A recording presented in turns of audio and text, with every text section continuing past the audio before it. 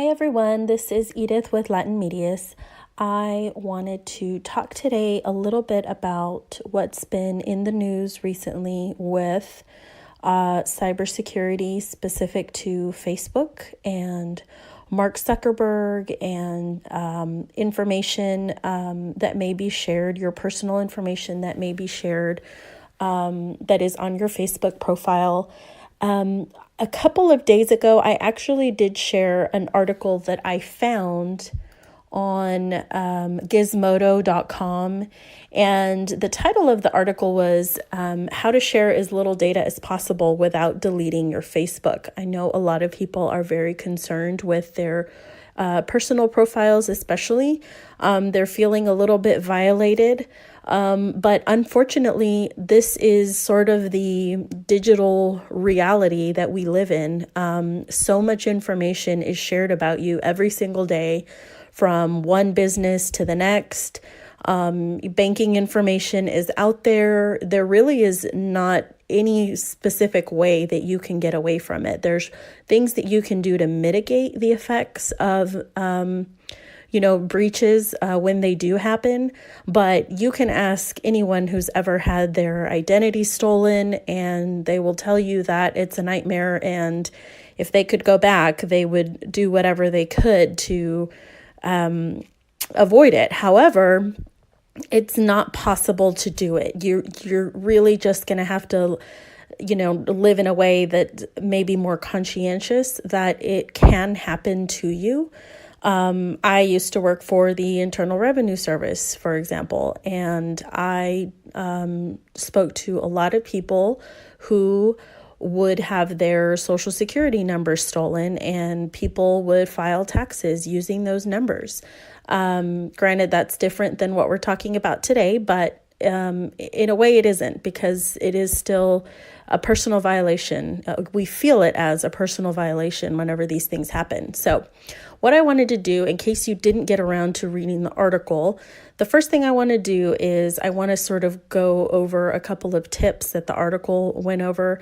But actually, before we get started, I actually went into my own personal Facebook profile, and I did check my settings. A girlfriend of mine was talking on her page earlier about going into her settings. So I was like, you know what? I think I'm going to do that too.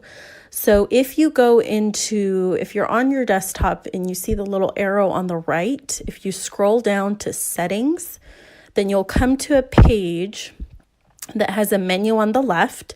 The third option is privacy. And on this page, it's split up into your privacy settings and tools. So it's split up into your activity and how people can find and contact you. So one of the things that I didn't realize that I had public in a way is who can see my friends list. So if you want to keep your profile private, that's one side of it. So, you could put private, obviously, or friends. But another element of that is who can see your friends. So, if you're concerned with that, there is an option to change that. Who can send you friend requests? That's your choice there as well. Who can look you up using the email address you provided? That's an option.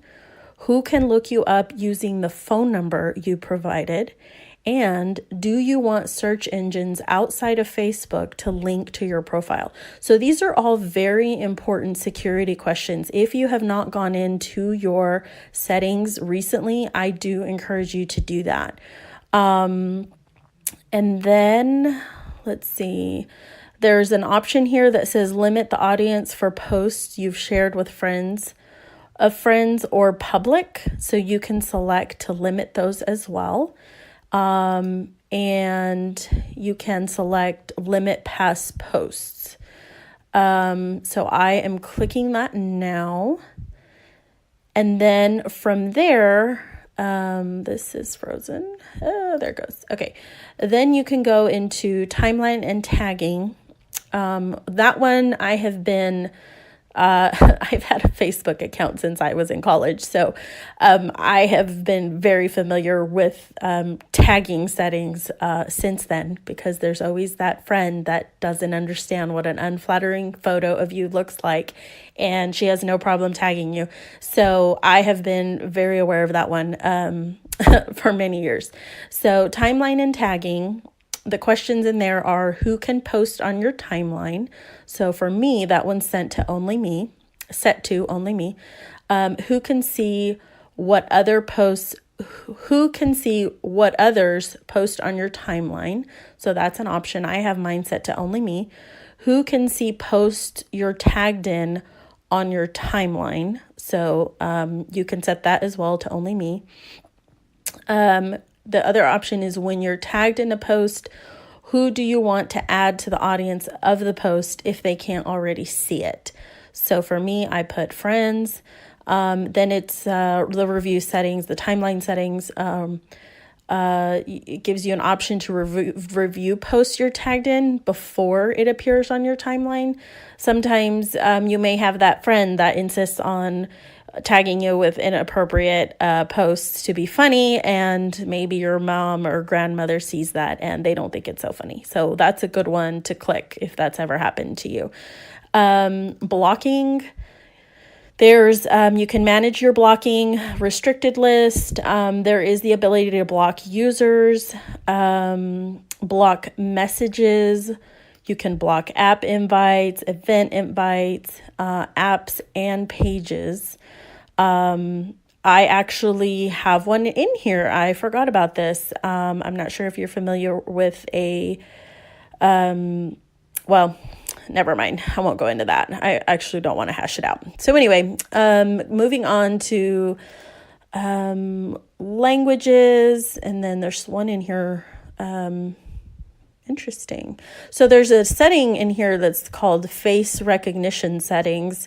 I actually have mine set to no. It says, do you want Facebook to be able to recognize you in photos and videos? So for me, that is a resounding no.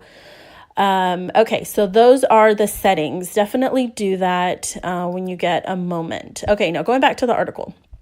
So if you're still considering staying on Facebook, which personally I think that you should, because unfortunately, this is the digital age and the damage is already done. Unfortunately, these types of mega companies have our information already, and unless their servers were to crash and had no backups, there's really no way for this to be erased from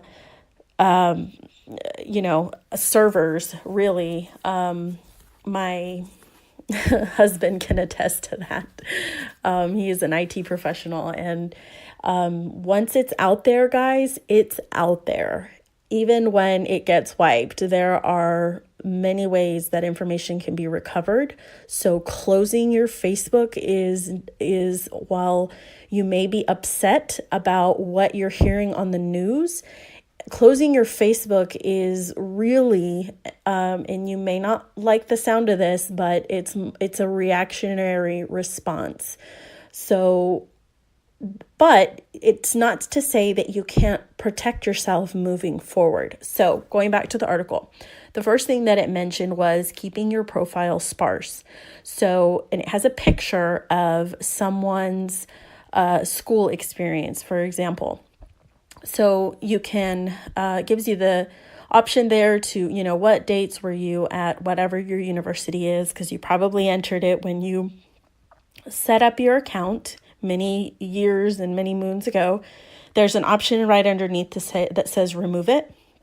So go through your profile and you can remove place of work and education history.